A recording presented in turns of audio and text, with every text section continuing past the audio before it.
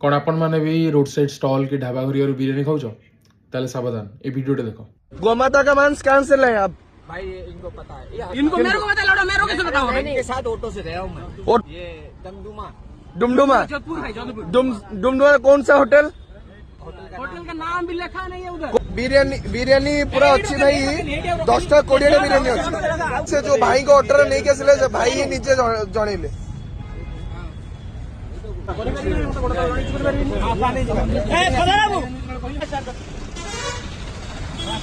भाई बता भरतपुर थाना को नहीं गले से 2 जन को এই ভিডিওরে দুইটা ওয়েস্ট বেঙ্গল লোক সে হচ্ছে ডুমডুমা এরিয়ার গোটে হোটেলরু চিকেন বিরিয়ানি আনিଥିଲେ কিন্তু ସେ ବିରିୟାନୀରେ ଚିକେନ ନଥିଲା, ଗୋମାତାଙ୍କ ମାଂସ ଥିଲା। ତ ସେ ଯେଉଁ ଅଟୋରେ ସେ ନେଇକି ଯାଉଥିଲେ ସେ ବିକିବାକୁ ନେଉଥିଲେ କି କେଉଁଠି ଖାଇବାକୁ ନେଉଥିଲେ ସେ କଥା ତ ଠିକ୍ ସେ ଜଣା ନାହିଁ। ସେ ଅଟୋବାଲା ଯେ ସେ ଜାଣିପାରିଲେ, ତାପରେ ସେ ଯେତେବେଳେ ଲୋକଙ୍କୁ କହିଲେ ତ ସବୁ ଲୋକ ଘେରିକି ତାକୁ ପୋଲିସକୁ ଆଙ୍କ ହ୍ୟାଣ୍ଡ ଓଭର କରିଛନ୍ତି। କିନ୍ତୁ ସେ ହୋଟେଲ ନାଁଟା ଯାଏଁ ଡିସକ୍ଲୋଜ୍ ହେଇନି, କେଉଁ ହୋଟେଲ ହେଉଥିଲା କ'ଣ ହେଇଥିଲା ସେଟା ତ ଜଣାପଡ଼ିଲାନି। ଯେତେ ଏଇ ଭିଡ଼ିଓ ଦେଖିଲି କମେଣ୍ଟସ୍ ଦେଖିଲି ଜଣାପଡ଼ିଲାନି। ଆପଣମାନେ ଯଦି ଜାଣିଛନ୍ତି ସେଇଭଳିଆ ହୋଟେଲ ଭାଇ ବନ୍ଦ ହେବା ଦରକାର, ଆଉ ସେଇଭଳିଆ ଲୋକଙ୍କୁ ଜେଲ୍ ହେବା ଦରକାର। ଆଉ ଏଇ ସବୁ ଯେଉଁ କେସ୍ ଦିନକୁ ଦିନ ହେଉଛି ଗଭର୍ଣ୍ଣମେଣ୍ଟ ଉପରେ ଷ୍ଟ୍ରିକ୍ଟରୁ ଷ୍ଟ୍ରିକ୍ଟ ଆକ୍ସନ୍ ନେବା କଥା, କାରଣ ଏଇ ସବୁ କେସ୍ ଧୀରେ ଧୀରେ ବହୁତ ବଢ଼ିବାରେ ଲାଗିଛି।